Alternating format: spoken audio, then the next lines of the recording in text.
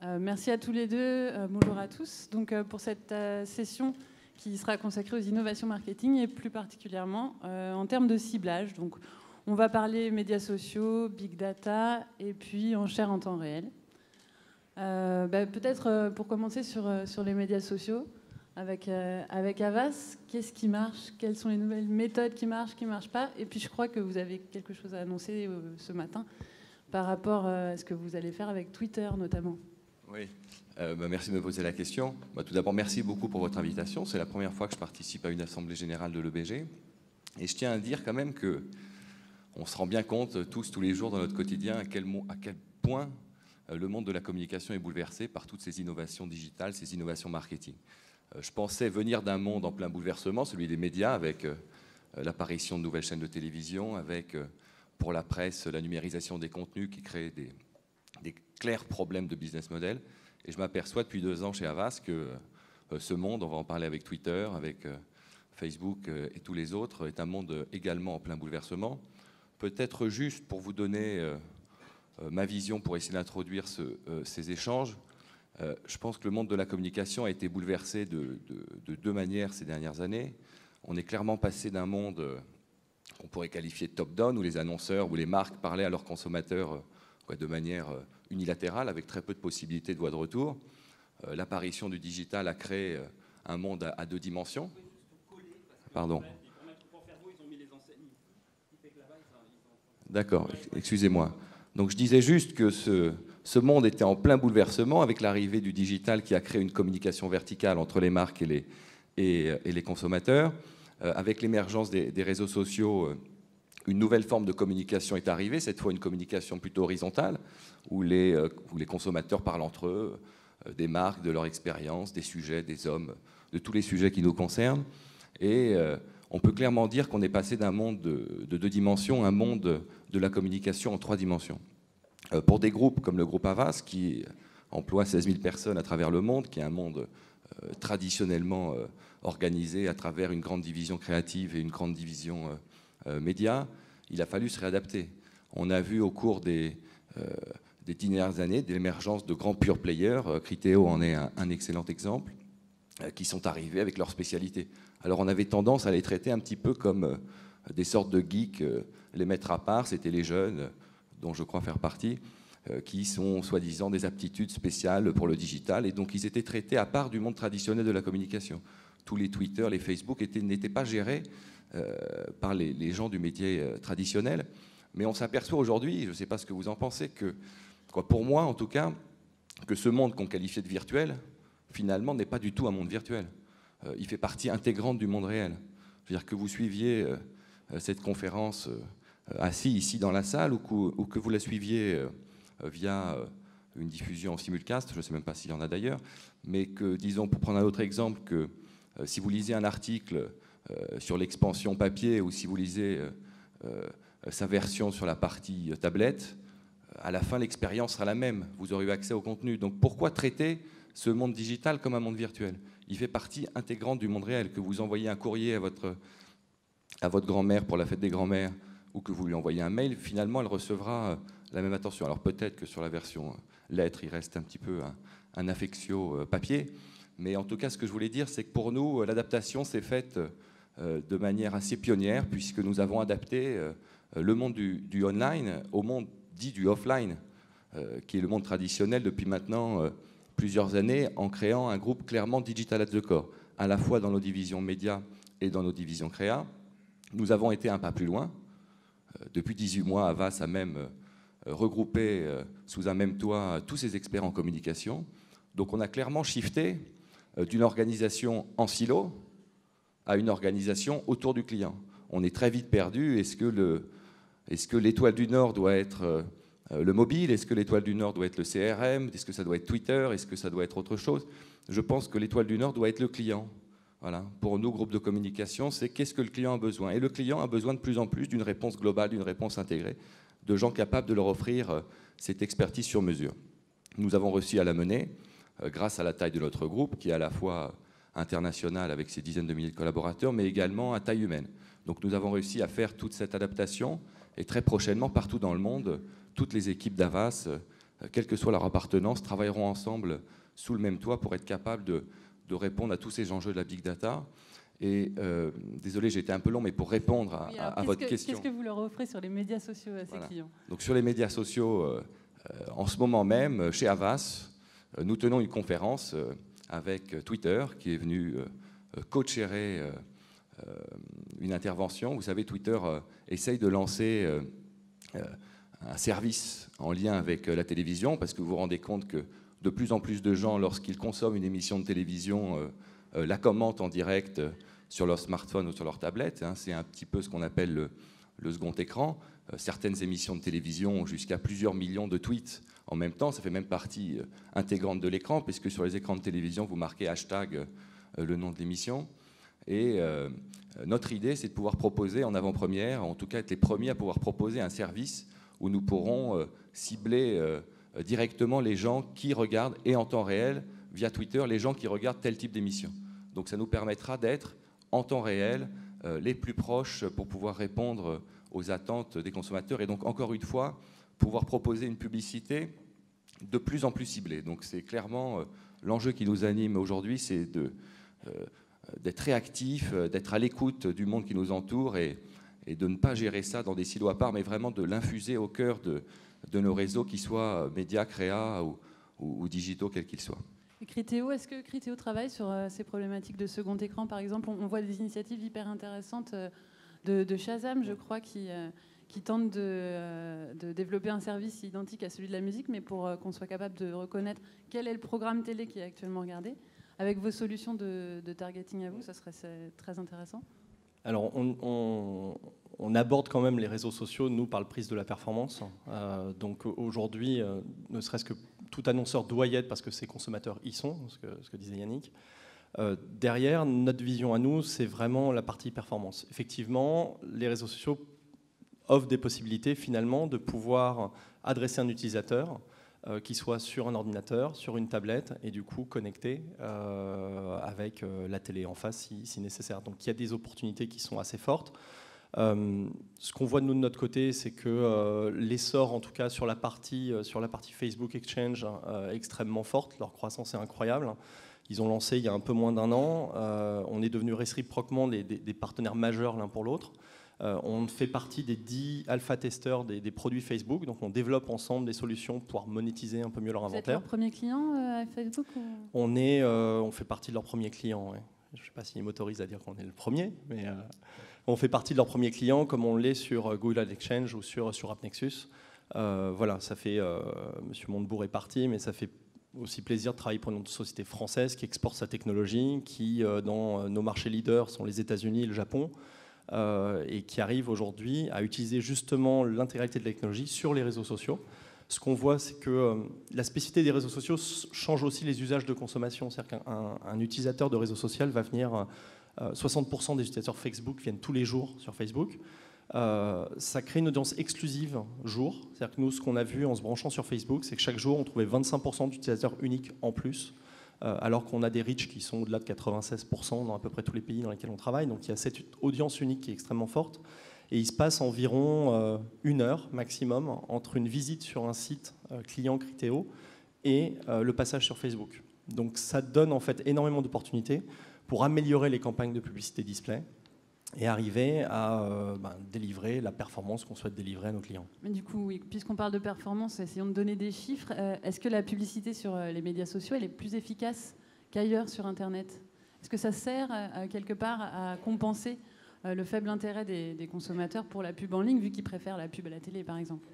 Alors, là-dessus, nous, encore une fois, notre prix, c'est vraiment la partie performance. Donc, ce qu'on regarde, c'est la génération de trafic sur site, les conversions sur les sites de nos clients, que ce soit des sites d'e-commerce, de télécommunications, automobiles, etc., mais toute action de lead, en fait, de génération de lead. Les réseaux sociaux ont tendance à cliquer moins, ont tendance à convertir moins bien, mais ils sont aussi beaucoup moins chers. Et donc, au final, quand on regarde l'écosystème... Alors, combien? Est-ce que tu as des chiffres, Grégory? À la fois sur les prix et sur les taux de conversion? Alors, sur les taux de clic, on est sur des taux de clic qui sont 5 fois inférieurs à ce qu'on peut faire en display traditionnel. Voilà. On est sur des taux de conversion qui sont légèrement inférieurs, qui ne sont pas dans cet ordre-là, mais légèrement étant peut-être 2 fois maximum. En termes ensuite d'achat, c'est beaucoup plus compliqué en fonction de ce qu'on achète, si c'est la partie text link image à droite, si c'est le newsfeed. Et aujourd'hui, nous on achète aux enchères, donc en fait ça va dépendre vraiment des bidders qui sont dans l'enchère au moment où on décide d'acheter. Donc là-dessus, j'ai pas vraiment de réponse précise parce que ça va changer systématiquement à chaque bid. Et c'est pas un peu étonnant justement ces résultats un peu inférieurs? On pourrait penser qu'il y a une meilleure affinité. Non, alors ce qui est extrêmement étonnant, c'est le volume que ça génère. C'est-à-dire que derrière, même avec un taux de clic inférieur, même avec des taux de conversion inférieurs, le volume d'utilisateurs qu'on peut atteindre est extrêmement fort. Et au final, ça fait de ces solutions-là des solutions extrêmement pertinentes dans la partie performance.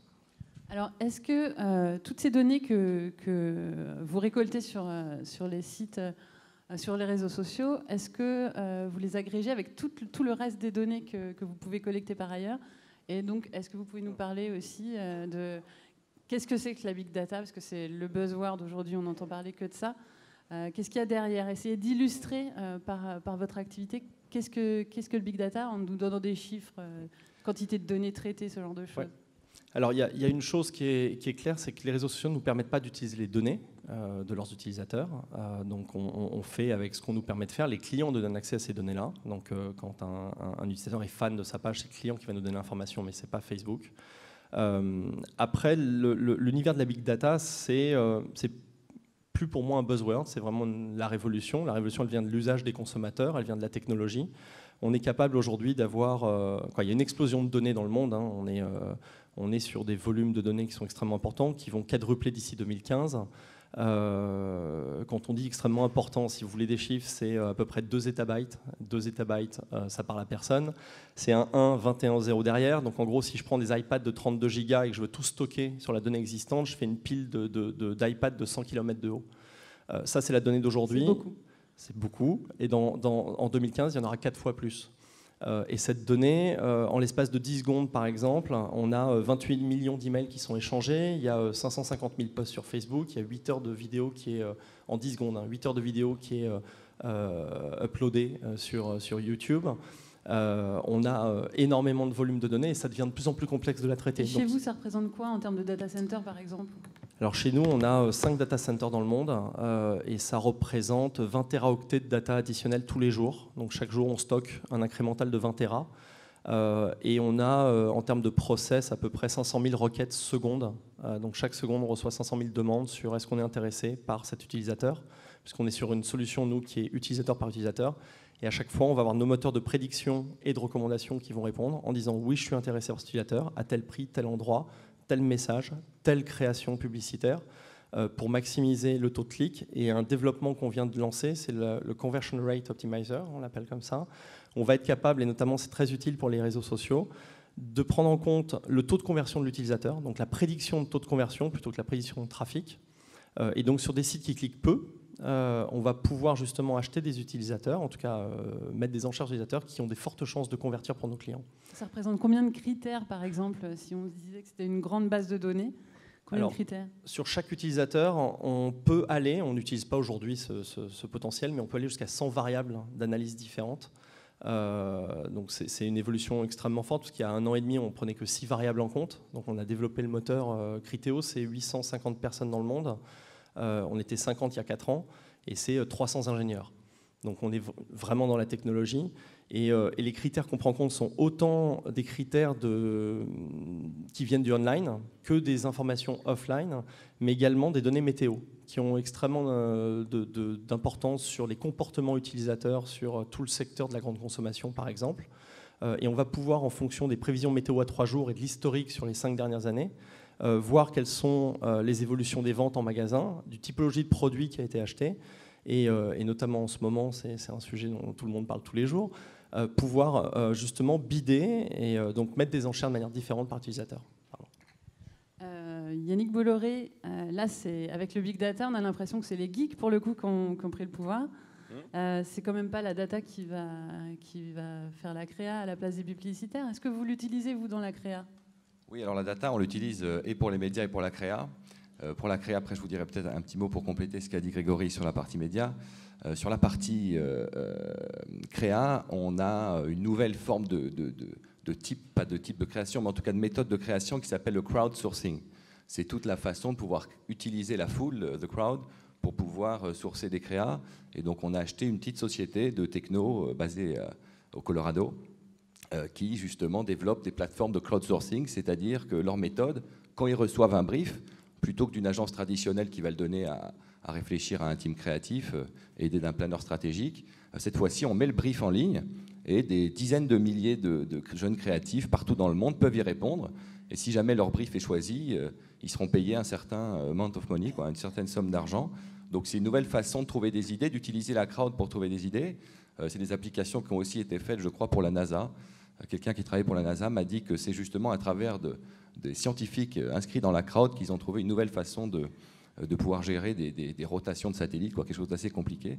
Mais en tout cas, cette big data, en tout cas les réseaux sociaux nous permettent de trouver des nouvelles façons, même dans la création. Donc ce n'est pas des ordinateurs qui font la création, mais la technologie est au service des créatifs. Et juste un petit mot sur la big data, parce que c'est clairement au cœur du sujet des innovations marketing.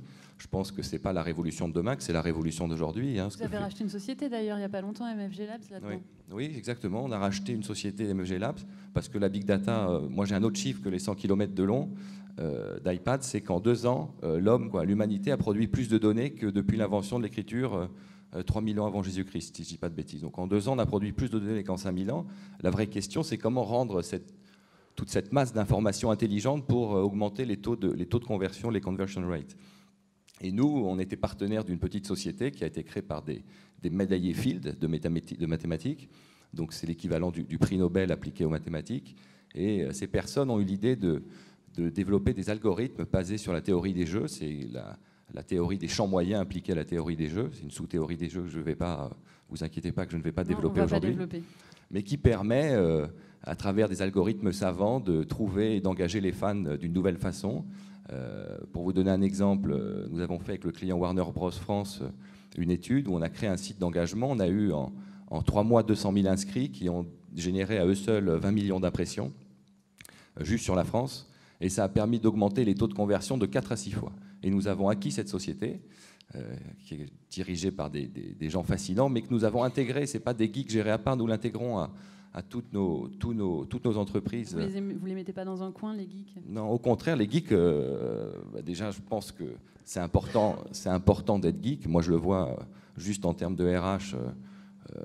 Les gens qui, historiquement, traitaient les médias offline ont eu du mal à passer à l'Internet, pas parce qu'ils n'étaient pas capables, mais parce qu'ils se disaient, j'ai mon confort de travail, je maîtrise parfaitement les plans télé, les plans presse, pourquoi faire l'Internet?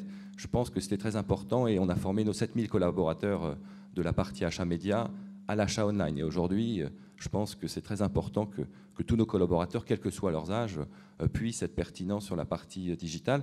Et après, nous avons des experts, parce que là, tout le monde n'est pas médaillé Field non plus chez nous, mais ça reste quelque chose d'important. Et l'autre chose, c'est tout le management de la data. Voilà. Comment vous créez des super DMP, des super data management platforms, pour piloter une stratégie d'achat omnicanal. Et ça, c'est quelque chose qui nous occupe énormément. Et je pense que bientôt, on pourra annoncer la création d'un dashboard très performant qui permettra de piloter justement en temps réel, parce que le temps réel, le real-time est très important dans notre nouveau monde, ces stratégies omnicanales. Mais alors, est-ce que vos clients comprennent tout ce que vous leur dites quand vous leur parlez de big data, de plateforme de data management? C'est pas facile de se différencier avec quelque chose comme ça? Est-ce qu'ils sont organisés pour aussi? Alors, je suis honnêtement extrêmement abasourdi du niveau des clients qui est extrêmement élevé. Honnêtement, je ne sais pas si j'ai des clients ici, mais je suis très surpris que tous les directeurs marketing, les DIRCOM, même les patrons, les CEO d'entreprise, les chairman, s'intéressent à toute cette nouvelle technologie.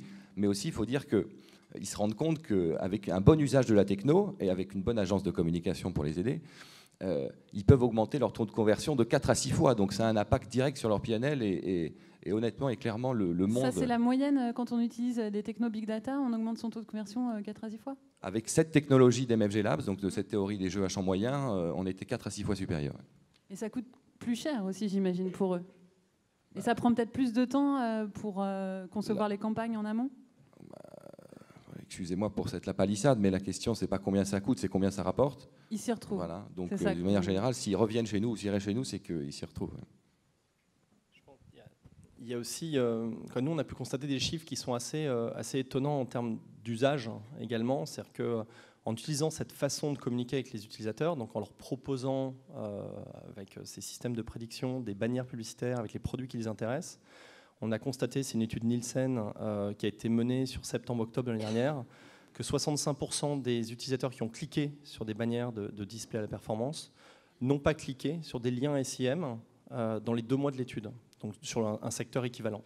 Donc, ce qui montre aussi que quand on arrive à apporter le bon message au bon moment à la bonne personne, ça lui évite de faire l'effort de recherche, d'aller dans un moteur, de taper, etc. Et on a ce genre de changement aussi dont doivent prendre conscience les clients. Et les clients sont effectivement fortement dans l'univers de la data. Et juste pour rebondir sur ce que tu dis, la publicité, on parle souvent de publicité intrusive sur Internet. Une publicité bien ciblée, voilà, qui prend en compte les attentes des consommateurs en ayant su réfléchir à ce qui les intéressait, ce sur quoi ils cliquaient, est perçue comme beaucoup moins intrusive, est perçue comme beaucoup plus efficace, mais même au-delà de ça, elle apparaît désormais comme un service. Ouais, pareil. Là-dessus, on a à peu près, encore une étude Nielsen, mais 73% des gens qui ont été exposés aux publicités personnalisées trouvent la publicité efficace. Et c'est un agrément qui est 9 points supérieur aux publicités classiques. Donc voilà. Et ensuite, pour les clients, ça change aussi quand même pas mal la donne, parce qu'aujourd'hui, on est dans un univers où ça va être très compliqué de prédire à l'avance quels sont les groupes que je veux toucher. C'est-à-dire qu'il va falloir accepter de faire confiance à des partenaires qui vont en temps réel, puisqu'on est dans ce phénomène de big data qui se passe à chaque instant. On va lancer la campagne sans aucune finalement information préalable et le moteur va apprendre de lui-même au fur et à mesure et on va en sortir des enseignements. Mais ça devient un peu un moyen inverse de ce qui se passait avant où je déterminais quelle était ma cible clé et cherchais à la toucher. Aujourd'hui, on va lancer la campagne et de manière extrêmement rapide, extrêmement efficace, on va pouvoir déterminer quels sont les utilisateurs, mais utilisateur par utilisateur. Donc on sort des groupes et des segmentations préalables, de savoir ceux qui sont intéressés par mon produit à un moment donné. Et ça, en soi, c'est aussi un changement que doivent prendre en compte les clients sur la manière dont on aborde cet univers. Je rebondis quand même sur l'idée de la publicité moins intrusive parce qu'elle est plus personnalisée. Si elle est plus personnalisée et moins intrusive, c'est parce que derrière, on a quand même tracé tout l'historique de navigation de l'internaute. Grégory Gazagne, je voudrais vous entendre là-dessus parce que je crois que vous venez de créer un nouveau poste de Global Privacy Officer. Donc la question, c'est comment on fait pour combiner à la fois ces nouvelles technos et la vie privée des utilisateurs? Qu'est-ce qu'on leur donne comme outil pour le gérer aussi? Alors avec la big data viennent les big responsabilités, on va dire, on va le présenter comme ça.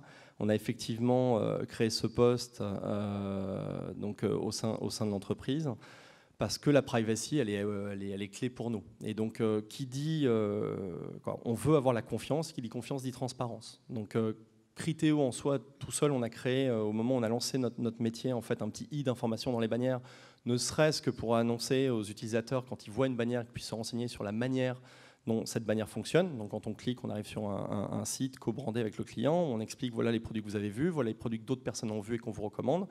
Si vous voulez vous désinscrire, cliquez ici, donc pour un client donné. Et si vous voulez vous désinscrire des 3000 clients de Criteo, cliquez là. C'est pas suffisant parce que ça ne concerne que Criteo. Donc derrière, on a mené des initiatives avec l'IAB, avec la NAI aux États-Unis, où on a deux choses. En Europe, on a mis en place un site qui s'appelle youronlinesources.com avec l'IAB, donc avec l'industrie.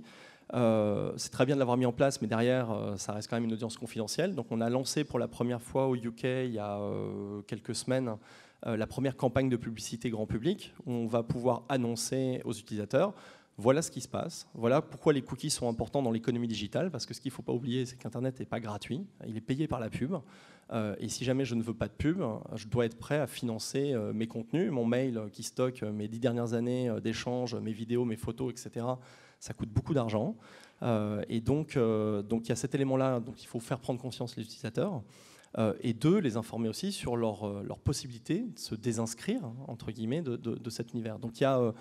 En Europe, il y a la directive européenne qui va clarifier tout ça, parce qu'aujourd'hui, c'est quand même très... Ça va être pire pour vous ou pas, la directive européenne, le projet existant? C'est toujours, si c'est bien fait, il n'y a pas de raison que ce soit pire. Parce que le but, c'est de se dire, il y a deux types de données. Il y a les données qui sont identifiantes, Et ces données-là doivent effectivement donner lieu par l'internaute à un accord préalable, on va dire. Il y aura plus d'obligations de la part des sites éditeurs ? Je pense qu'il y aura une obligation d'informer l'internaute que le site utilise des cookies et ensuite de détailler les données identifiantes des données non identifiantes. Et les données non identifiantes doivent donner lieu à un consentement implicite, c'est-à-dire que j'ai le droit de faire un opt-out, donc de me désinscrire. Les données identifiantes, pour nous, doivent donner lieu à un consentement implicite, c'est-à-dire oui, j'ai compris que mes données étaient identifiantes et j'accepte de les partager. Parce qu'il y a quand même beaucoup d'internautes qui peuvent se voir proposer un service en contrepartie du partage de leurs données. Ce qui est plus embêtant pour vous, c'est quand un Firefox 22 prévoit d'interdire les cookies par défaut, non ? C'est vrai que ce n'est pas idéal. C'est pas idéal pour l'industrie en général. Donc voilà, maintenant, il y a Microsoft qui avait eu la même démarche avec le Do Not Track, qui est légèrement différente.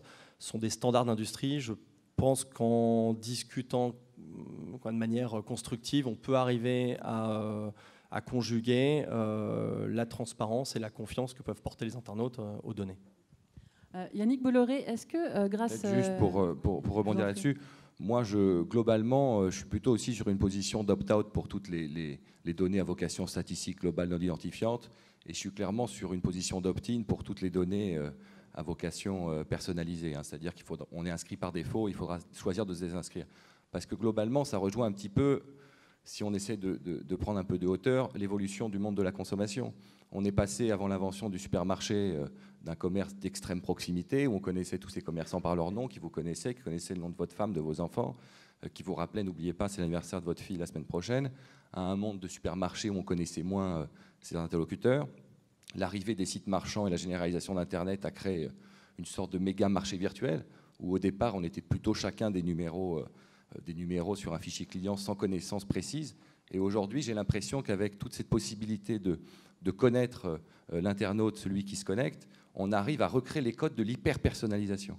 Voilà, ce qui est très important pour moi, c'est de réussir à recréer un phénomène ou un sentiment d'hyper-personnalisation pour les internautes. Et à cette condition-là, tout ce qu'on appelle la publicité deviendra presque un service. On vous rappellera, n'oubliez pas, tiens, c'est votre anniversaire de mariage la semaine prochaine. Est-ce que vous voulez faire livrer des fleurs ? Vous n'aurez plus qu'à cliquer. C'est l'anniversaire, c'est les 10 ans de votre fille. La semaine prochaine, est-ce que vous voulez acheter le nouveau, moi je ne sais pas, Turby, ou je ne sais pas quels sont les jouets à la mode en ce moment. Mais c'est très important pour moi de réussir à aller dans cette direction, à continuer de pousser. Et plus on aura de données intelligentes, sous réserve évidemment des données et du respect de la vie privée des individus, moins la publicité sur Internet sera perçue comme intrusive et plus elle sera efficace.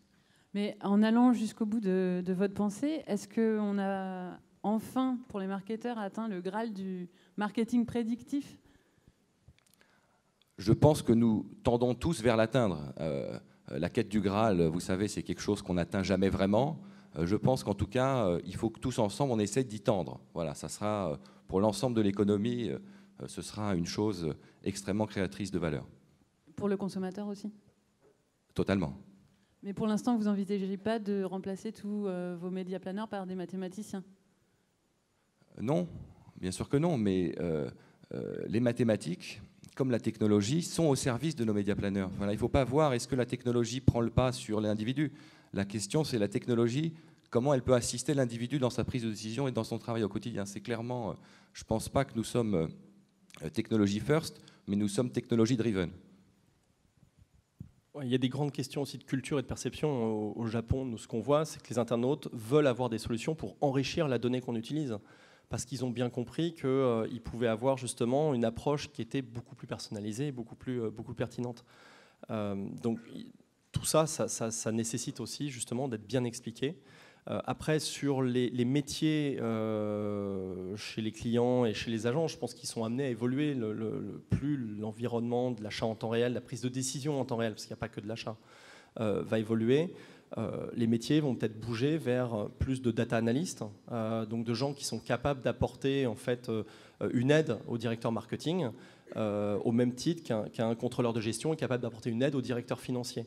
Et on va avoir besoin de plus en plus de ce type de profil dans les sociétés pour pouvoir aider les directions marketing à prendre les bonnes décisions Nous, on le voit, les annonceurs s'équipent de plus en plus de leur propre DMP. Ils veulent connecter leur CRM, DMP, Data Management Platform. Donc en fait, les annonceurs aujourd'hui veulent contrôler la donnée qui est la leur.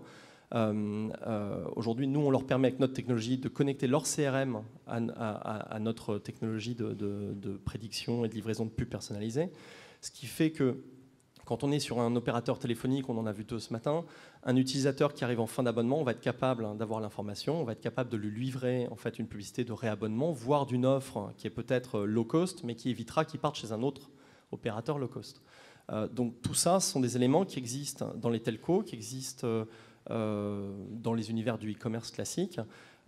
Et effectivement, est-ce que c'est un Graal? On est au début. On est au début. Nous, je pense qu'on fait office de pionnier dans cette dimension-là. On a une centaine de projets en fait, dans notre roadmap. On n'a que 300 ingénieurs, donc on va en traiter une dizaine. Mais on a énormément d'idées sur la manière dont on va pouvoir encore améliorer en fait, cette approche marketing. Et ça, c'est que pour le online. Il y a aussi toute la partie offline, vente en magasin, etc., qu'il faut arriver, le multicanal, qu'il faut arriver à faire rentrer dans la boucle pour pouvoir prendre encore des décisions qui impactent les achats en magasin, qui reste quand même le plus gros des volumes de vente aujourd'hui. Alors le web et le mobile to shop, c'est l'un des grands... Je te coupe Raphaël, excuse-moi, c'est un des grands sujets à venir et qui sera largement traité à l'EBG à la rentrée. Comment va évoluer justement le métier de Criteo? Alors si je simplifie, Criteo c'est un moteur de retargeting. Et ce n'est que ça, on est bien d'accord. Ce qui est déjà énorme, on est bien d'accord? Pas d'accord. Ah, alors c'est quoi d'autre? Donc Criteo a déjà beaucoup évolué, parce que le modèle initial c'était un moteur de recommandation sur site, un peu à l'Amazon. Donc vous aimez ce produit, vous aimerez celui-là qui était destiné aux clients. On est passé à du retargeting.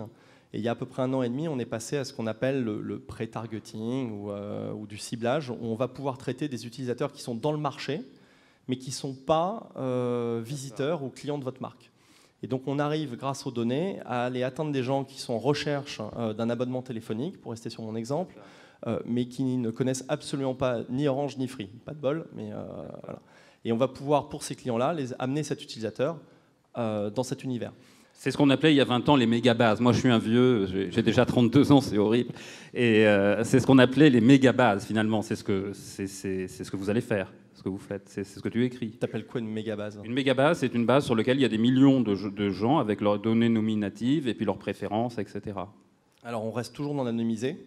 Donc, les informations de CRM, elles sont passées de manière anonyme par les clients. D'accord, on n'est pas dans le nominatif. Non, on n'est pas dans le nominatif. En revanche, oui, on est dans la captation de l'intérêt client qui s'exprime au travers de son surf. Donc, un utilisateur va taper des mots-clés dans des toolbars, des comparateurs de prix. Ça va nous donner une information sur quelle est son intention. Derrière, il va surfer sur certains types de sites. Il va partager des informations toujours anonymes qu'on va récupérer. Et en ça, on va être capable de prédire sa prochaine étape et quel est le produit qui va l'intéresser, quelle est la création qui va être la plus adaptée à son intention. Donc ça, c'est la suite, c'est ce qui arrive en ce moment chez Criteo. Voilà, je te rends la main, maintenant, Raphaël. Ouais. Excuse-moi. Donc tout ça en bout de chaîne, c'est connecté aux ad exchange. C'était le dernier point de la session. Aujourd'hui, ça représente quoi comme part dans l'achat média, les ad exchange? Et jusqu'où ça peut monter?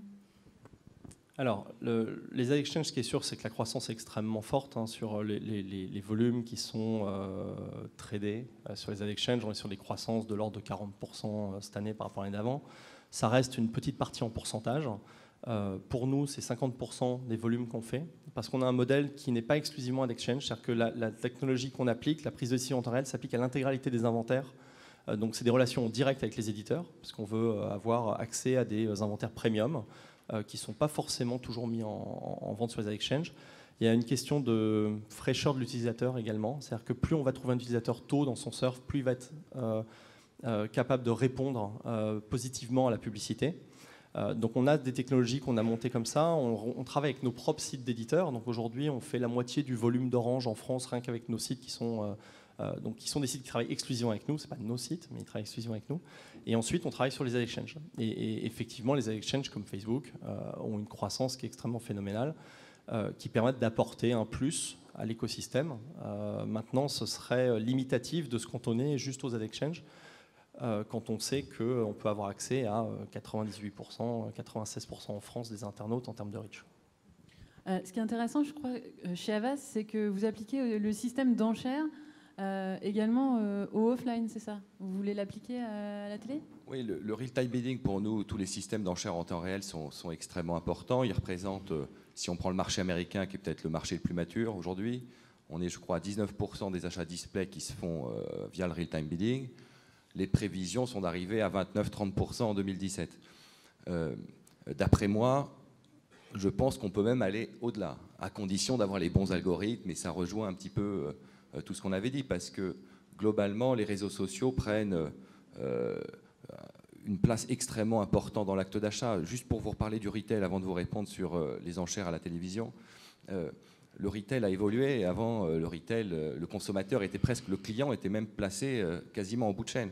Aujourd'hui, avec ces nouveaux outils, on a l'impression que le client, le retailer, redevient en milieu de chaîne.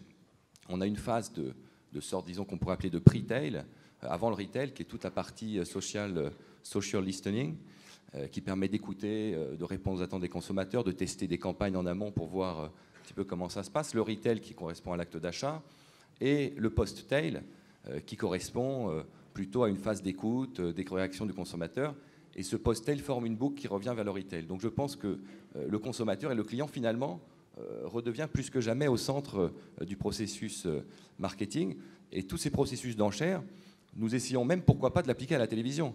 Vous savez, maintenant, 50% des personnes qui regardent la télévision la regardent via un système d'ADSL, donc via IP, qui leur permet d'avoir une voie de retour. Donc ça nous permet en temps réel de pouvoir influer et avoir une voie de retour sur ce que regarde le consommateur. Donc pourquoi pas un jour arriver à pouvoir choisir la publicité qu'on va délivrer à tel ou tel foyer.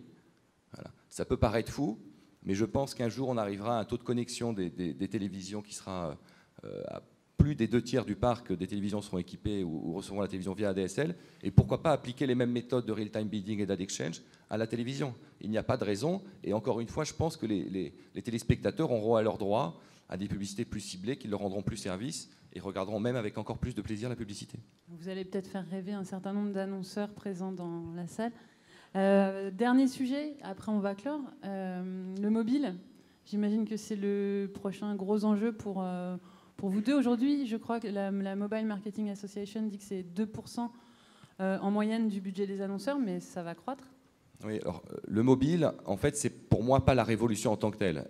La révolution est induite par le mobile parce qu'elle permet de pouvoir traquer, le terme n'est pas élégant, excusez-moi, je le retire si c'est possible, mais elle permet de pouvoir suivre où est en temps réel la personne qui se connecte à Internet. Donc elle va permettre d'avoir des applications liées à la cartographie, à la géolocalisation, qui seront, j'imagine, selon moi, la future révolution du marketing. Voilà, pour moi, la big data, je dirais qu'on n'en est pas au début, pour moi on en est presque au milieu, et arrive à grand renfort. D'ailleurs, on voit les montants sur lesquels les géants de la Silicon Valley sont prêts à investir sur les boîtes de cartographie, qui sont encore balbutiantes, parce que moi j'ai téléchargé l'application Waze, c'est quand même...